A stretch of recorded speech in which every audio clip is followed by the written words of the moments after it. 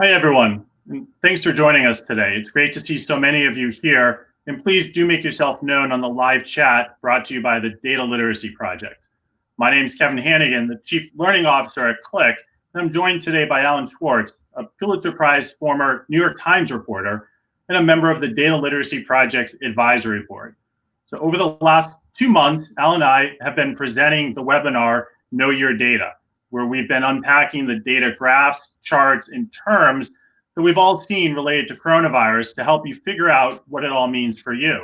And after each episode, many people wrote in to ask us questions or suggest new terms to cover. So we've decided to take the series live, and here we are today. We'll be taking questions as we go through, so please do chat with us throughout the session. We may not be able to answer all the questions live, but we'll be following up afterwards on LinkedIn. One of the top episodes from the Know Your Data series was something that wasn't even a phrase. It wasn't even a word, to be honest. It was just one letter. And that letter is the letter R. So with that, I'm going to hand it over to Alan to get us started with the letter R. Thanks, Kevin. You know, it seems like we can't look left or right today without seeing some sort of headline that mentions the letter R, and everyone wants to know about it. What is the coronavirus's R number? Coronavirus R, is this the crucial number? And R naught, the messy metric that may soon shape our lives. And I got to tell you, that's pretty much correct. Now, what is R? Okay, now technically it is R naught, but we're all friends now, so we can stay familiar. R stands for reproduction number. And it's actually quite simple. It's the average number of people who, when one person is infected with a virus, that person passes it on to. It's a very rough, but at least instructive estimate of how fast a disease might spread without any intervention. For some viruses, it's relatively low, like the flu, about 1.5. But for measles, it's like 15. Measles spreads like wildfire without vaccination. Now, COVID-19 has been estimated between about 2 and 4. But as I said, this number does not need to stay fixed, because the R number is if we don't do anything to stop the spread. And that's vital, because whatever a virus's inherent R might be, it can be decreased by all sorts of things.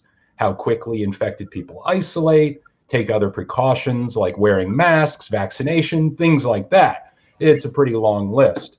But the key here is that R, almost literally, is the beginning of reopening, okay? Because the reason you keep hearing so much about R is this is if even the crucial number that countries and states will continue to monitor when they're thinking of loosening social and economic restrictions in various ways, and then assess how that reopening is going moving forward. But one thing I want to emphasize is that this show is not about health policy. It's not about politics. It's not about even where and when. We're just talking about what R is and how it will be considered as a mathematical concept as we move forward. So, Kevin, take it away. Yep. Thanks, Alan. So let's take a look at a few examples of various R values and see the impact of spread on the disease over time. So remember, as Alan said, the R is the multiple of new cases, the existing cases on average when they're infectious. So let's start with an R of 1.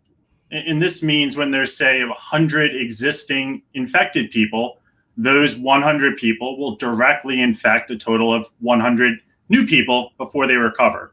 Those 100 people will infect another 100. So over time, this means the disease stays stable.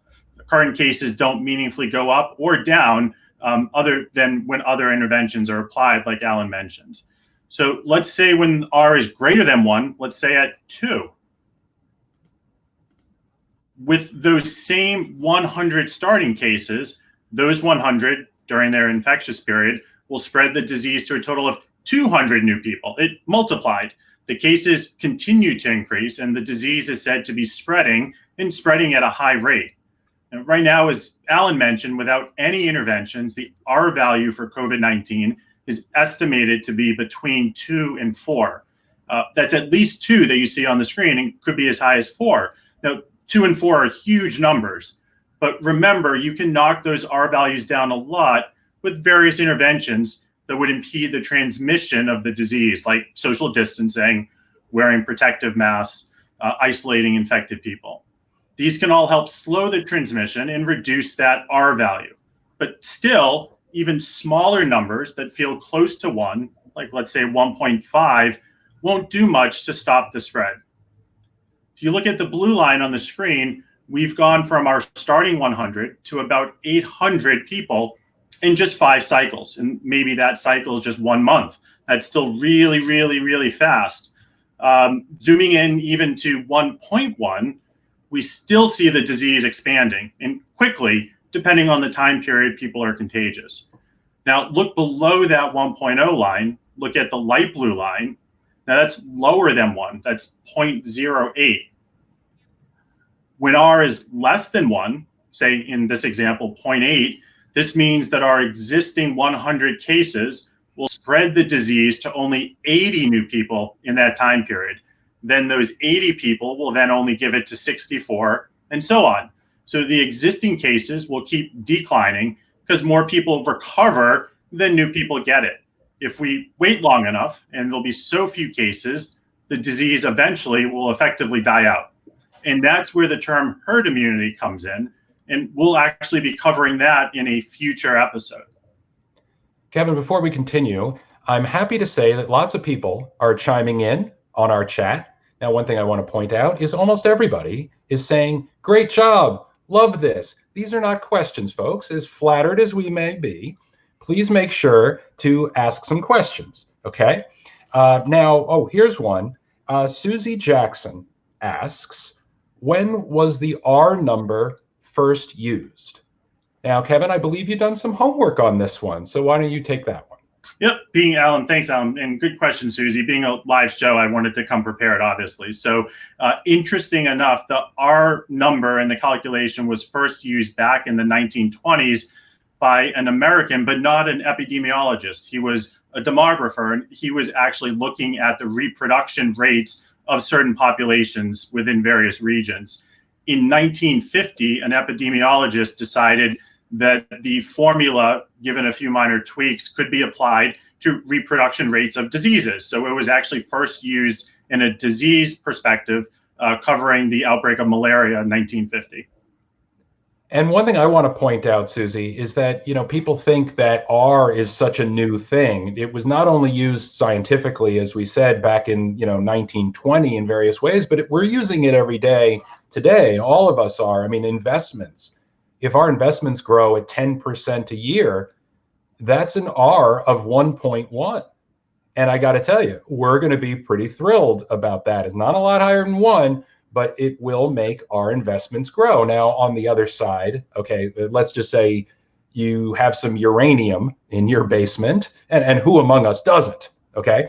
If it decreases, if it decays at 10% a year, well, okay, that's an R of 0.9. We're below 1, but 10% a year ain't getting you to 0 very fast, and you are not going down into your basement for a while. Okay, let me look to see if we have any other questions. Kate Baldwin asks, is there a globally recognized methodology for the R number? I'll take that one real quick. Thankfully, the factors that go into R are pretty established. I mean, I'm sure that different people weight different variables, maybe in different ways. However, the concept is you hear about contact tracing, and we've done a show about that, okay?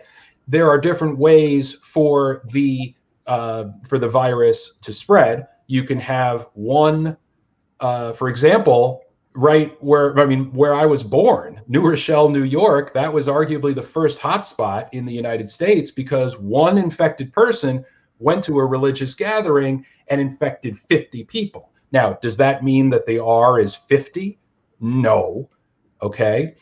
But let's just say, all across the county, all of a sudden you're getting 50s all over the place. So you have to look at the localized Rs, you have to look at the wider Rs, and there are lots of variables, but thankfully all the arguments going on today about coronavirus, thankfully, and I take great refuge in this, math is math. And so I think that there's a lot of good feeling about that. Let's see here. Okay. Now, all right. Now, listen, folks, stop complimenting us. Ask us questions. You can even criticize us and we'll respond. We're very modest here. So how's this? Let's go to a graph of the UK and let's see how the UK interpreted all of this and what their strategies were and how it worked out. In mid-February through mid-March, the estimate, and again, remember, it's an estimate. No matter what variables you have, nothing is truly known here. But the estimate was that R was about 4, which is unsustainable. And that's why you saw these huge, huge interventions.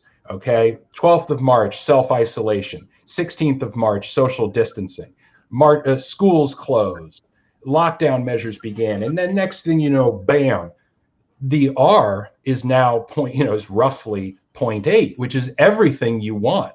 If you decrease 20% every time period, and again, here we're saying, let's just even say it's a week, 20% per week is amazing. But the problem is this is not sustainable. Okay. There are going to be ways that society opens up. And the problem is that each one brings an inherent risk of increasing that R. Almost by definition, any sort of opening up, all things being equal, is going to have a huge effect. And here's an epidemiologist in Italy talking about opening schools, which of course is one of the main things everybody's worried about, whether it's in the fall or summer school. If you're so close to the threshold of 1, and 0.8 is, an addition of 0.3 can be devastating. And that's true. And that's why, well, I suppose different states in the United States are being careful in different ways. In Arizona and Florida recently reported that R is 1.1, 1.2. And of course, that's getting attention from various folks. I guess I'm proud to say, sitting here in New York, we have the lowest R of 0.77. Again, these are estimates, but nonetheless, we're number 1. And as you know, New York likes to think that way. So let's see. I hope I don't butcher your name. PRUDHVI? You can go offline and tell me. When you talk about herd immunity, how are you considering the effect of region and death rates and mutation in virus over time? Does R handle all of these multidimensional variables? So Kevin, let's look at that. Herd immunity, which by the way, we're going to cover, but we want to do this real quick. Region, death rate, mutation. Yes. I will say before you even start, we ain't worrying about mutation yet. Okay. But region and death rate, you have any thoughts on that? Absolutely, I do. And just before I answer that, is really good. I just saw a couple of questions under it where people joined late and they were asking what R is. And I see some comments. There is a statistical programming language actually that Qlik uses to do analysis called R. This is something very different. This is the reproduction rate of a disease moving forward. So for those of you that just joined us, I wanted to kind of baseline there. We're talking about R, the reproduction number. Now, going back to the question, absolutely. I mean, at an oversimplified perspective, the herd immunity is just calculated by determining what the goal R should be. And so many calculations use 1, where it's not growing, it's just stable or a little bit less than 1, and what the current R value is. So to your point, it's not factoring in anything like has the disease mutated. So we know the flu mutates every year, which is why we have to get different flu vaccines. Right now, we don't have a vaccine for COVID-19, and we're going under the assumption that it's not mutating. So the herd immunity calculation is just determining it, with the quote unquote susceptible population, how many of them need to become immune, whether it be through vaccine, treatment, or natural immunity or similar. So we're not factoring in the mutations around that. So calculation itself to do that is pretty straightforward, but there are a lot of assumptions going into that, like what is the definition of a susceptible population? And if the disease mutates, the population, obviously, the susceptibleness changes because people that have had it and recovered might not be immune at that point. All right, I want to preemptively enter our lightning round here because we've got some short and sweet questions. Thank you, folks. Ram Krishna says, why do we need an R of less than 1? Again, because R is an exponent, and an exponent greater than 1, like 1.1, means you're increasing at a rate of 10% over some sort of time period. Okay, so you're going to go higher.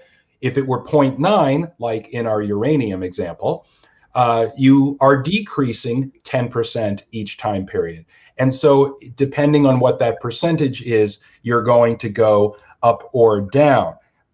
Let's see here. Are you guys helping scientists crunch the numbers to help find a solution?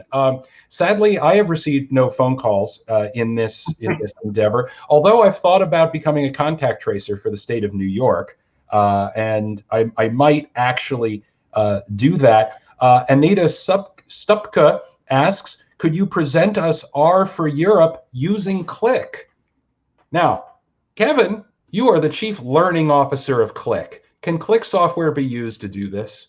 Absolutely. I mean, from a visualization perspective, it's an exponential curve, or it's a curve, right, over time. So we can absolutely load the data in. And there are a couple sources globally that are calculating these for the inherent R value of the disease, as well as for regional locations as well. Now here's Jason Baskaran. What is the best route? UK style lockdown, presumably USA as well, or Swedish style, let's just keep our distance? And I think it's interesting, Jason, that you bring that up, because you got it right. Sweden was originally reported as saying, let's just let people run rampant, get herd immunity, and everyone will be fine. And that is actually not what they did. What they did is they said, we're going to let our citizens behave responsibly and basically see what happens and not lock down proactively. Because if your hospital system, and again, we are not judging these different strategies, but they are out there. A lot of this has to do with hospital capacity. And if you're running out of hospital capacity and people are dying on gurneys, as we saw in some countries, you theoretically don't have a choice but to implement different strategies. However, if your hospitals can handle the sick, you do have the option of saying, look, people should just behave responsibly as if it were any other disease.